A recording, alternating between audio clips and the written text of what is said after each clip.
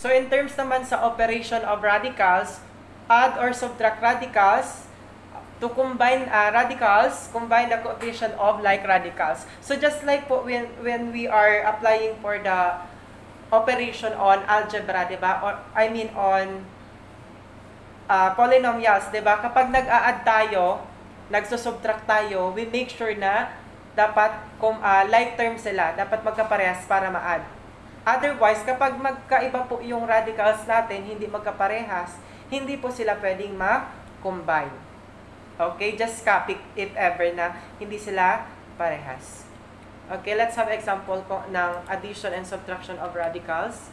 Simplify each expression. If we have 6 square root of 7 plus 5 square root of 7 minus 3 square root of 7. So what will happen?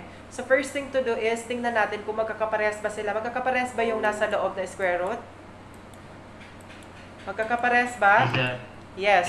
So kapag magkakaparehas, proceed agad sa addition. So meaning to say, addition or subtraction, pwede nating makombine yung 6 sa 5 and sa 3. So 6 plus 5 is 11, minus 3 is 8. So the final answer will become 8 square root of 7. Ikakopy lang po yung 7. Parang ang radicals po dito is somehow the variables sa algebra, ay sa polynomials rather. Okay, let's have another example. 5 square root of 6 plus 3 square root of 7 plus is 4 square root of 7 minus 2 square root of 6. So kung napapansin nyo, naka-square yung magkaparehas and naka-circle naman yung magkaparehas. So kapag ganyan, ang i-combine lang natin is yung magkaparehas. So we have 5 square root of 6. I-combine natin siya sa negative 2 square root of 6. So it will become 5 minus 2 is 3 square root of 6. Then for 3 square root of 7 naman and 4 square root of 7, it will become, just add lang po nito, dalawa, then it will become 7 square root of 7. So our final answer will be 3 square root of 6 plus 7 square root of 7. So kung napapansin nyo, hindi pwedeng i-combine si square root of 6 sa square root of 7 due to what? The properties. Kasi, di ba? Nakalagay sa properties niya, we can only combine those na magkakaparehas. Okay, let's have naman other example. Kapag hindi siya magkaparehas. Kasi kanina may example tayo na magkaparehas. Kasi 'di ba, kapag hindi magkaparehas, somehow we get the LCD, the GCF or the factor. So here, let's have 2 square root of 50 minus 3 square root of 32. So, ayan, 2 and 3 hindi sila pwedeng i-combine. So, since 50 siya, we have to get the factor. So, ano yung pag minultiply natin na magkakaroon ng square root? So, it is 25 times 2. So, 25 times 2 is 50. So, kapag kinuha natin ng square root ng 25, it will become 5. Kasi po, kapag nasa loob siya, kung gusto mo siyang ilabas, ayan, dapat may factor siya or may square root. Kapag may square siya, mapupunta na siya sa labas. Then, same thing here, 16 times 2 is 32. So, since square root of 16 has its square root, so ilalabas natin si 4. Para mag-combine natin, kasi somehow we need to make sure na ang matitira po is pareha sa magkabilang term. So, now, 2 times 5, 10, square root of 2. 3 times 4, square root of 2, it will become 12 square root of 2. Then, the final answer will become negative 2 square root of 2. Kasabay? Yes, sir. Basta tatandaan nyo dito, kapag hindi magkaparehas, mag-isip kayo ng number na kapag minultiply nyo, may square root. Diba? Kung napapansin nyo dito sa example natin, we have 25 and 16. Minultiply sila sa parehas na number para matira yon.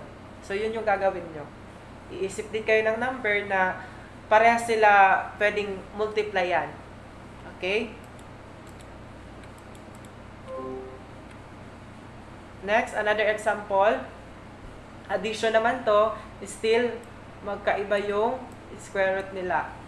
So, 3 na ang naisip natin parehas na number para matira. So, 9 times 3 is 27. So, 9 has its square root, so it will become 3, pupunta sa labas. 16 naman has its square root, so it will become 4. So, 3 times 3, ayan, simplify na natin yung natitira. So, 3 times 3, it will become 9. Then, 5 times 4 is 20. Then, combine this one since parehas na silang square root of 3. Diba? So, it will become 9 plus 20 is 29 square root of 3. Next, division naman po tayo. Dividing radicals. To divide radicals, divide the coefficient, divide the radicals if possible, and rationalize the denominator so that no radical remains in the denominator. So, tandaan nyo po ito dapat sa denominator po, kapag may radicals, ira-rationalize po natin siya. So, we need to rationalize the denominator. Kasi po sa radicals, napaka-big no-no po na may natitira sa denominator na radicals. Let's have example. Square root of 56 divided to square root of 7. So, it will become what? 56 divided by 7 is square root of 8. So, 8 has its factor na pwedeng magkaroon ng square root. So, it will become 4 times 2. So, makakalabas si 2 kasi may square root siya. So, our final answer will be 2 square root of 2. Ganun lang po kasimple. Another example. So, square root of 6 and square root of 7. So, here po, ito yung final answer niya. So, hindi naman sila pwedeng ma-divide kasi cannot be, diba? 6 divided by 7 cannot be. Wala man pong mixed property po or mixed fraction sa radical. So, ang mangyayari, we will rationalize. So, paano mag-rationalize? Kung ano yung nasa denominator will be multiplied to the numerator and the denominator. Both side po, i-multiply natin. Okay? Para makancel yung denominator na may radical. So, to solve square root of 6 times square root of 7, so it will become 72. While 7 times 7, it will become 49. Then, square root of 49 is 7. So, kita nyo na nawala na yung radical. Then, copy the 42. So, this will become your answer. Square root of 42 raised to, raised, all over 7. Okay? Kasi 42 cannot be simplified. So, we are finished. Nakakasabay? Pag cannot be, rationalize po. Next. 2 raised to, all over square root of 12. So, 3. So, since 12, pag minultiply natin sa 4, diba 4 has its square root, diba? So, 4 times 3. So, mangyayari dyan, 3 all over square root of 4 times 3. Times 3. Kasi 4 times 3 is 12. Then, pag kuha natin yung square root ni 4, magiging 2. So, makakalabas na siya. So, 3 all over 2 raised to, 3 all over 2 times square root of 3. So, since may square root of 3 na naman po yung denominator natin, we have to rationalize. So, how to rationalize? Divide kung ano yung radical na nandito sa numerator and sa denominator. So, as a result, it will become 3 square root of 3. Kasi 3 times square root of 3 is 3 square root of 3. While 2 times square root of 3 times square root of 3, it will become 2. Kapilang yung 2 kasi hindi man sila pwede makombine. So, itong dalawa, square root of 3. Times square root of 3 is square root of 9. Now, square root of 9 has its square root. So, magiging na tong 3. So, 3 square root of 3 copy all over 6. Kasi 2 times 3 is 6. Then, na-cancel siya kasi magiging 1 square root of 3 or yun na mismo, square root of 3 all over 2. Nakuha? Mabilis ba? Hello, okay lang kung mabilis? Tama lang, sir. Okay. Let's proceed to the next one. Another example naman. Multiplication naman tayo. So, how to multiply radicals. So, multiply the coefficients first, then multiply the numbers inside the radicals, then simplify. Okay, example, we have 4 square root of 6 times square root of 9. So, just multiply daw po. As is lang yung square root. So, 6 times 9 is 54. Now, we're going to get the, diba, nakalagay, multiply the number inside the radicals. Ginawa na natin. So, ang last natin is simplify. So, since square root of 54, may mga prime numbers siya na pwede nating ma-multiply to each other para may lumabas. Okay? So, 54, 2 times 3 is 6. Times 3, it will become 18. Tama ba? Times 3, 54. So, ayan, ang ginawa dito, square root of 3 times 3.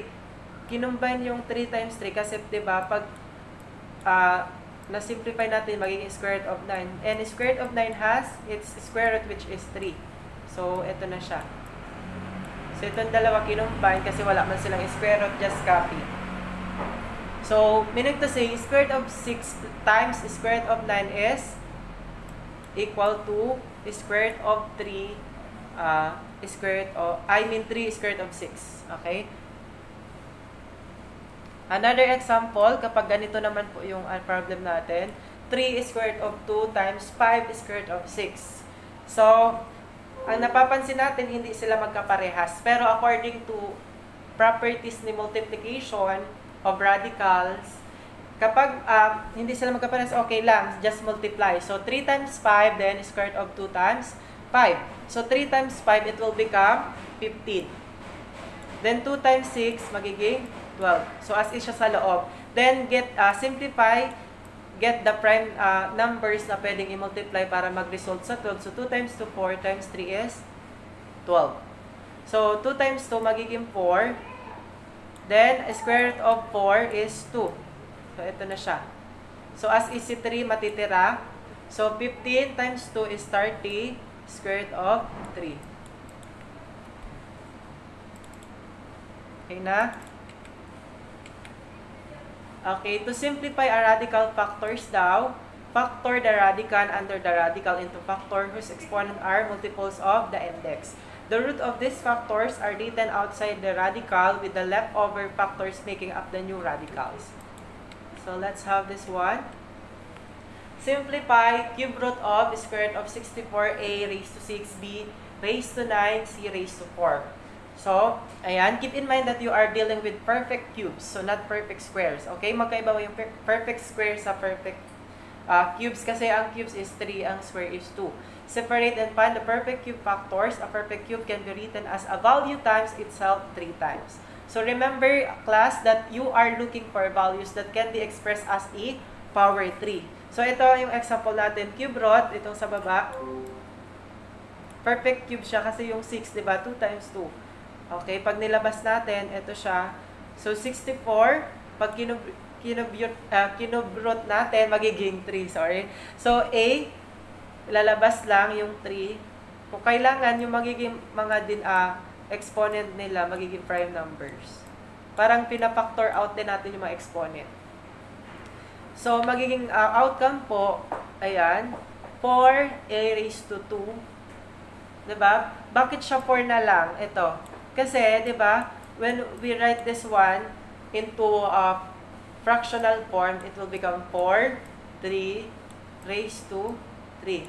Then, 3 times, divided by 3, it will become 1. Kaya, 4 raised to 1 na lang siya. While, ito naman, a squared, di ba, times 3. Pag inano naman natin to, it will become what? Raised to 1 over 3. Ganun po siya. And then, ang maging outcome niya is what? Ito na siya. A squared times b cubed. Then, for this one, the C cube, ito, so matitira si C kasi itong C, wala siya masyadong factor. So, simplifying this given, it will become 4a squared, b cubed, c cubed, c cube root of square root of c, or cube root of c. Ito na yung final answer natin. Kasi ito, parang, from radical form, translate muna siya into fractional form para mas masimplify natin. Okay? Next one. Radical. So, ito naman, cube root of 8x. So, ito na yung problem natin. So, the cube root of 8x is equals to 8 times x. Kasi, di ba yung 8, kapag hinanapan natin ng prime number, meron siyang prime number, which is 2 times 2 times 2 times 2. Okay, so, cube root of 8, so, hiwalay lang, cube root of 8 times cube root of x. So, hiwalay din natin ito, magiging 3, or cube root of 2 times 2 times 2. Diba? Ang cube root ni 8 kasi is equals to 8.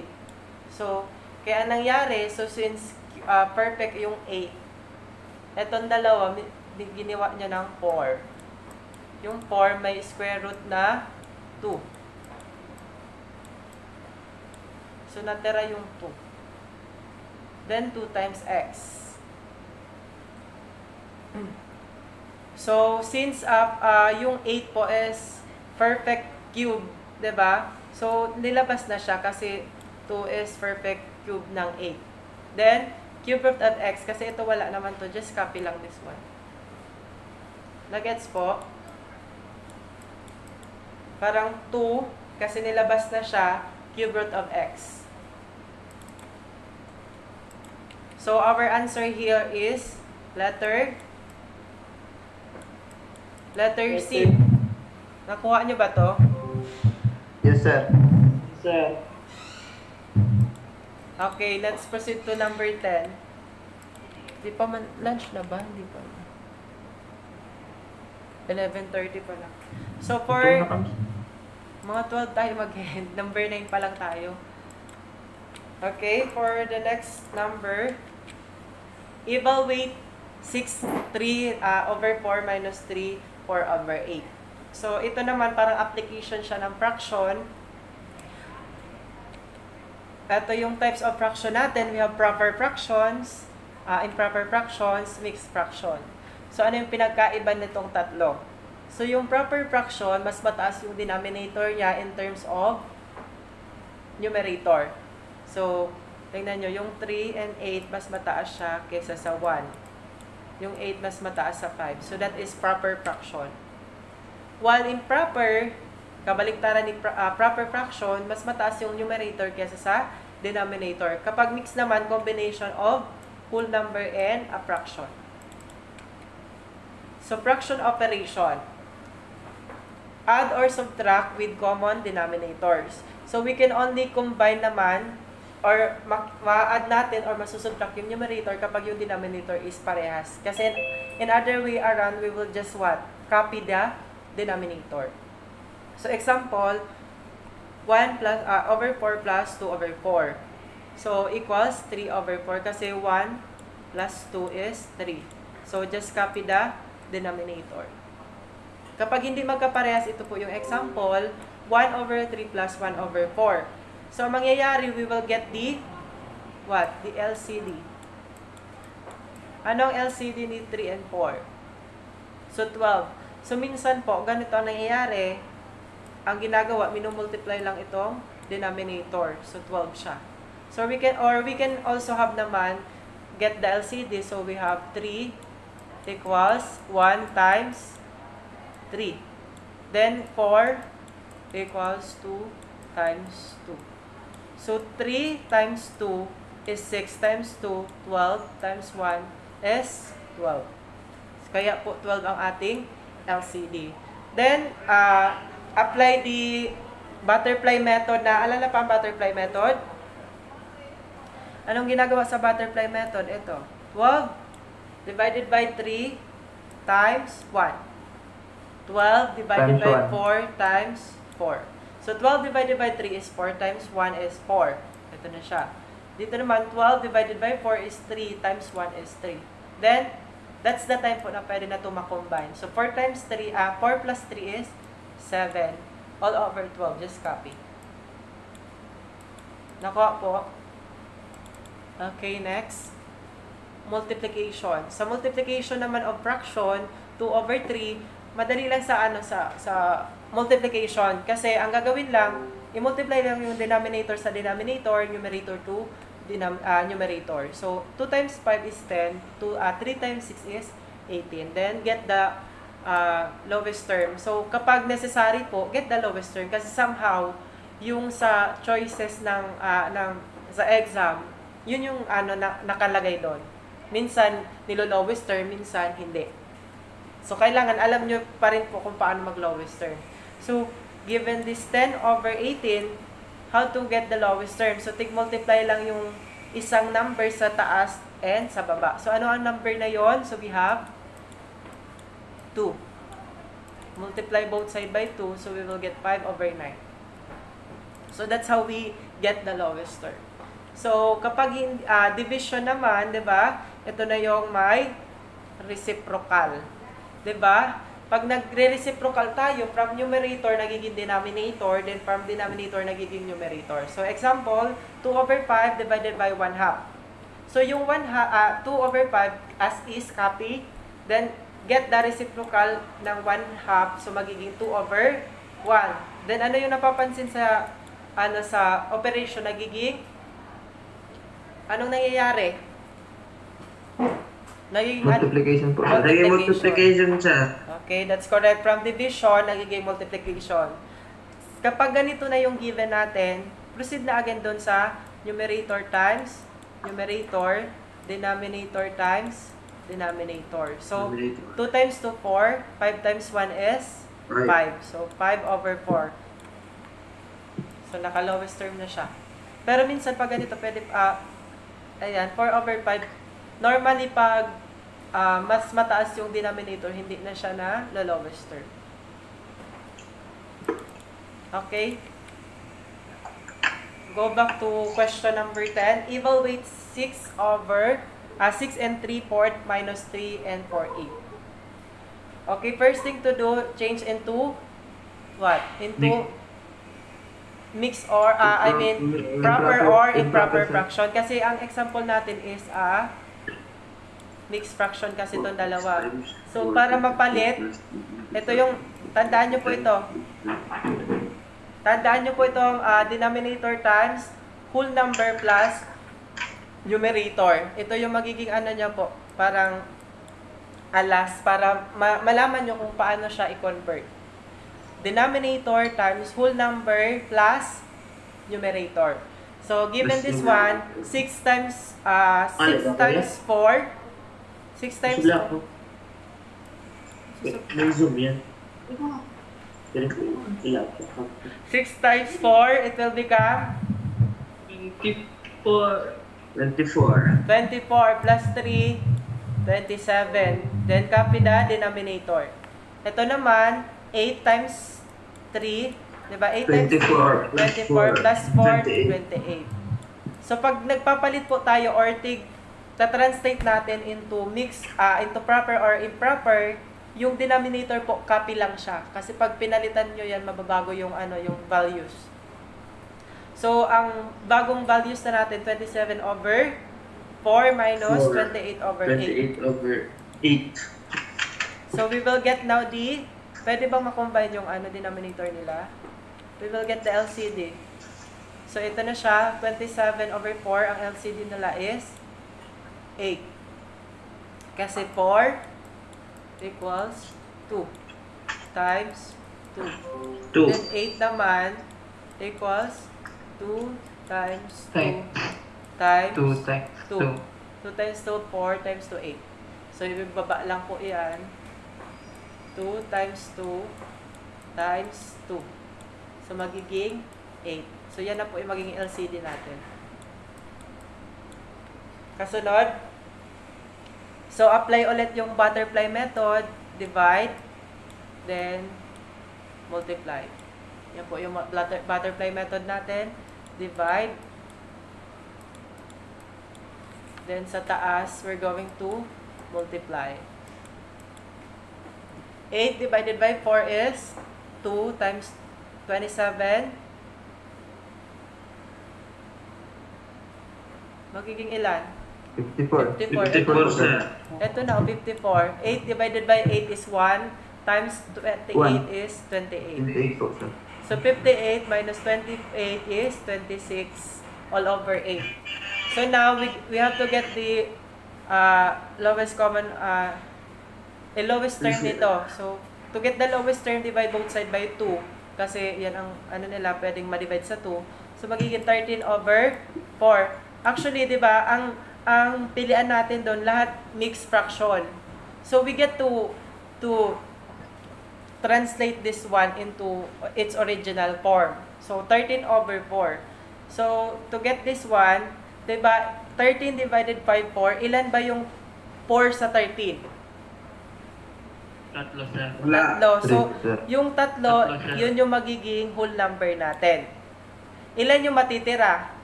4 times 3 is 12. So may matitirang 1. So meaning to say, yung 3 will become the whole number and the 1 will become the numerator.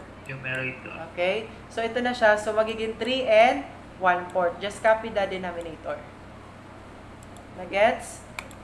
Okay, so meaning to say our final answer is letter A. A po, sir. A. Okay. Next, number 11. Simplify 2 over 3 plus 5 over 6. Divided by 4 over 5 minus 1/3. So here, kailangan natin itong i-solve yung sa taas, tapos i-solve muna yung sa baba bago natin i-divide yung dalawa. Okay? Let's have illustration. Ito siya, 2 over 3 plus 5 over 6. So, get the LCD of 3 and 6, so it will become 6. Kasi yung ginagawa natin, 3 is equals to 1 times 3. Then 6 equals 2 times 3. So, binababa lang yan, 3, 2, and 1. So, 1 times 2, 2 times 3, 6. So, that's how we get po the LCD. So, sa 5 and 3 po, normally, 5 times 3, so magiging 15. Then, apply the butterfly method. 6 divided by 3 is 2 times 2 is 4. 6 divided by 6 is 1 times 5 is 5. Then, 15 divided by 5 is 3 times 4, 12. Then, 15 divided by 3 is 5. Then, times 1 is 5. Then, to solve, 4 plus 5 is 9 over 6. 12 minus 5 over 15 is 7 over 15. Now, pwede na sila makombine. We will apply the reciprocal method. Okay? Kasi 3 over 2 siya divided by 7 over 15. Get the reciprocal nito, magiging 15 over 7. Then 3 times 15, 45. 2 times 7 is 14. So this will become our final answer. Nakuha? Okay. So meaning to say, ang answer po sa number 11 is letter B. Nakuha nyo? Sino nakatama sa number 11? Baka nagtsamba lang man. Okay, for number 12. There are 7 days in a week. What part of the week is a day? Ano ba yung 7 days a week? Diba we have Monday, Tuesday, Wednesday, Thursday, Friday, Saturday, Sunday. Okay, those are the 7 weeks. Pero ang question, dito ang tinitest sa inyo, paano kayo mag-understand ng tanong? What part of the week is a day? So kapag a day, diba sa English, meaning to say 1. Isang araw lang ang pinag-uusapan. So, kapag isang araw lang, so, halimbawa, ito yung fraction natin, ito yung division natin, 1, 2, 3, 4, 1, 2, 4, 3, 1, 2, 3, 4, 5, 6. Okay, 1, 2, 3, 4, 5, 6, 7. Kunwari, equally divided yan. So, shade na lang natin yung hinahanap nila. So, isa lang araw naman lang ang hinahanap nila. So, meaning to say 1 over 7. Fraction lang naman to. Okay. Ito siya, 1, 2, 3, 4, 5, 6. So, we have 1 week. So, it will become 1 over 7. Sino nagkamali sa number 12? Okay, basic lang ang number 12. For number 13, wala na si Florenta. Okay, for number 13, a cadet ran 3 and 1/2 kilometer on Monday, 4 and 1/3 on Tuesday, and 5 over 6 kilometer on Wednesday. So, 3 araw sila nagtakbo. So, Monday, Tuesday, and Wednesday. Pero ang tinatanong, about how many kilometers did he travel in all? So, pag tinanong yung how many kilometers did he travel all, anong gagawin nating operation? Addition or subtraction? Addition. Addition. So, let's have this one. Add. We will add this one. Ito lang, i-add lang natin to. So, 3 and 1/2 plus 4 and 1/3 plus 5 and 5 over 6. Anong gagawin natin? Ipalit na muna natin into improper or proper fraction. Ito na siya. Paano nga natin ito mapapalitan? Whole number times denominator plus numerator. Okay, so 3 times 2 is 6 plus 1, 7. So, 7 over 2. 4 times 3 is 12 plus 1 is 13 over 3. 5 times 6 is 30 plus 5 is 35. So, 35 over 6. So, just add all the numerators kung meron na tayong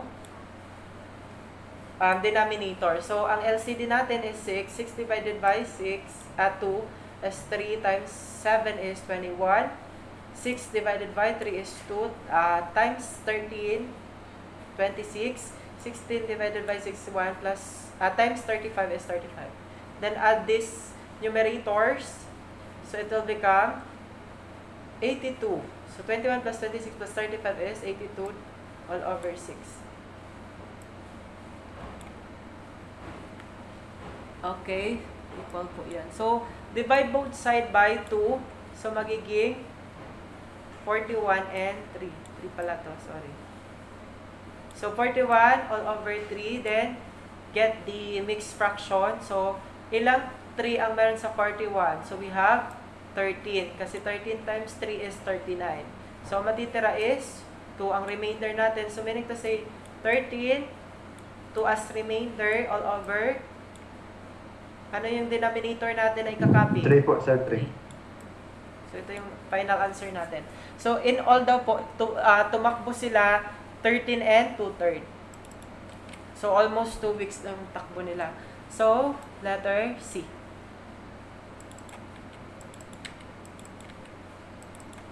Number 14. An international ship is manned by 27 crew. Okay? 2/3 of the crew are Filipinos and the remaining crews are from other countries. Norwegians, Chinese, and Malaysians. So, meaning to say daw po, yung ibang lahi is from Norwegian, Chinese, Malaysians. Then, among the Filipino crew, 2/3 are graduates of MPCF. So, how many crew are graduate of Mariner? So, parang, di ba, minsan sa mga question, pampalito lang yung ibang sentence nila. Parang, hinalo lang nila itong Norwegian, Chinese, Malaysian, para mabuo yung question. Pero, normally, sa question may mga part na parang pampalito lang kung alin talagang isa-solve mo. Kaya, focus ka kung ano yung hinahanap. So, here, we're looking for the graduates of Mariners. So, ilan daw yung graduates ng Mariners dyan sa 27 crew. And, about 2/3 ang crew niya, 2/3 ang Mariners graduate. So, anong gagamitin natin? So, apply the percentage rate and base. So, kapag alam nyo tong pyramid method, which is P yung nasa taas, then sa baba yung rate and base. So, ito yung definition. P is the percentage or portion, part, or share. Always without a percent sign. So, normally, kapag naririnig kasi natin yung percent, akala natin, siya na yung lagi may sign. Pero, big no-no po. Kasi dito sa problem po na na-encounter natin, kapag percentage ang hinahanap, wala po siya ng percentage as percent sign. In other way around po, ang meron lang is yung base or yung rate. Of course, yung rate. So there is percent. Usually a percent sign, it is the percentage in relation to the base. So base is the original amount, usually the whole number. Or yung the whole population. Kumbaga yung pinaka-total. Lagi pong base ang pinaka-marami total. Halimbawa, you're looking for yung sa example doon, you're looking for 2/3 of 27. So, meaning to say, yung base natin doon is 27. Then yung rate natin, which is the percentage lang, yung portion lang. So, that is what? The rate. Okay, let's have this one. Kapag ang hinahanap po is percentage, ang formulas natin, base times rate. So, tatakpan nyo lang yung P, matitira si B and R. So, kung B naman ang hinahanap natin, or the base, takpan lang yung B, P over R. Ito na siya, P over R.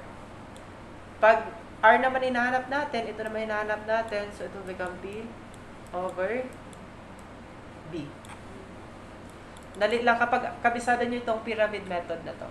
So, in mathematics, 27 are crew, then 2/3 are graduates of Mariners or the Filipino crew. So, 27 times 2/3 is equals 54 over 3. So, anong ginamit nating formula? We use what? B as the 27 or the kabuuan.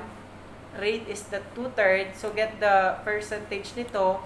To get the percentage po, 2 over 3 times 100. So, ang magiging outcome niya is ito. Then, ayan, 54 divided by 3 is 18. So, meaning to say, 18 po yung Filipino crew, which is the graduate of Mariners. Letter C. Sino nakakuha? Hello? Yes po, sir. Anong oras na ba? Looking connection. Okay, last question na lang tayo, then we will resume sa question number 16 natin. Tapusin lang natin number 15. So for number 15, a tugboat travels at the speed of 15 knots nautical miles per hour. So how many hours will it take the boat to travel a distance of 42 nautical miles? Hello, sir. Yes. Yung sa number 14 po, sir. 18 po ang sagot. 18. Ano po, sir? Kulang po, sir, ng 2/3 yung computation. Dapat, sir, Yes. dalawang 2/3, sir, yung kinumpute kasi among Filipino, sir. 2/3 na, sir, yung na, yung sa tanong pabaga kasi, sir, among the 27 man crew, 2/3 are Filipino. And then next sentence, sir, among the Filipino, 2/3 of the crew are Mariners. Bale, sir, dalawang 2/3, sir, dapat. Actually, diba, may period siya. So, 2/3 are the crew of Filipinos, diba? And the remaining crews are from other countries, which is Norwegian, Chinese, and Malaysian. Itong among na to, it talks about, parehas lang po dun sa 2/3. Parehas lang siyang tinutukoy na 2/3 of Filipinos. Yes. Nagets po? So, yung among the Filipinos crew po na 2/3, parang inulit niya lang yung ano niya na there is what 2/3 na graduates of Mariners. Para sa sentence po kaya baga, sir, among the Filipino corona, sir. So pareho po, sir, na 2/3 yung sa second sentence. Kaya, sir, dalawang 2/3, sir, yung kinumpute ko sa dalawang 2/3 ang kinumpute mo. Agree po ko, sir.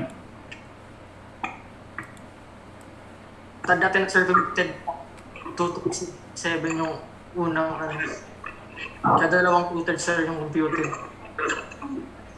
Dalawang Agree po tutors. ako, sir, kinabida, sir. Valid verbs and most answer. Okay, analyze natin yung problem. Diba? Anong tinutukoy? There is 27 crew. Okay? So, sinabi niya na 2/3 of the crew are Filipinos and the remaining crew are from other Norwegian, etc. So, among the Filipinos crew, 2/3. Among the Filipinos crew, so meaning to say, yung sinasabing 2/3 are Filipino. Diba? Among the Filipino crew. So, 2/3 crew are Filipinos. So, among the 2/3 are Filipino. So, ang sinasabi po, yung 2/3 sa Filipinos is equal to the graduates of Mariners. So, kaya isang 2/3 lang po ang i-ano natin. Kumbaga sir, lahat ng Pilipino graduates ng Mariners. So, ang tinutukoy po sa problem, yung 2/3 na yon is what? Lahat galing Mariners. Lahat galing Mariners. And lahat din sila Pilipino. Okay? Hindi po siya sinabing magkaiba po. Okay? Ito, among the Filipinos crews, 2/3 are Mariners. So, it talks about the equality of the Filipinos na graduate din ng Mariners.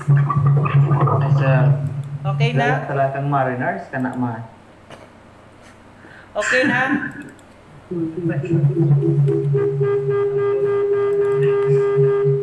Wag po tayo mag-overthink. Okay, for number 15. A tugboat travel speed of 50 nautical miles. How many hours will it take the boat to travel a distance of 42 nautical miles? So, we will use this formula. Distance is equal speed times time. So, kanina, base and rate and percentage. Ngayon, pwede din siya ma-apply sa distance problem. So, distance yung nasa taas, speed is nasa baba, and the time. So, when you're looking for the specific, alam mo, you're looking for time, so tatakpan lang ng hand nyo yung time, then ang formula na D over S. Tatakpan naman yung S kung speed yung hinanap, D over T. Likewise sa D, magiging S times, kasi ang mangyayari dito is times, dito is multiply. Divide and multiplication. Okay, here, 42 nautical miles is the distance and 15 knots is the speed. Okay, we're looking for the time. So, kanina, di ba, yung pyramid natin, di yung nasa taas, all over S times T. So, since kinukuha natin yung time, ito yung kinukuha natin, so magiging division. So, distance over speed. So, just substitute the values, 42 over 15.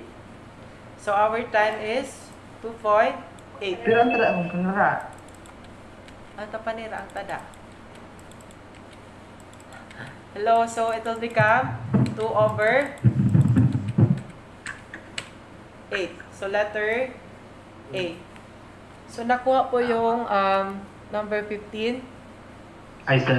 Okay, let's have lunch break. Then, 1, exactly 1 po babalik tayo. Okay, babalik tayo. Number 16 na tayo. So, anong oras balik?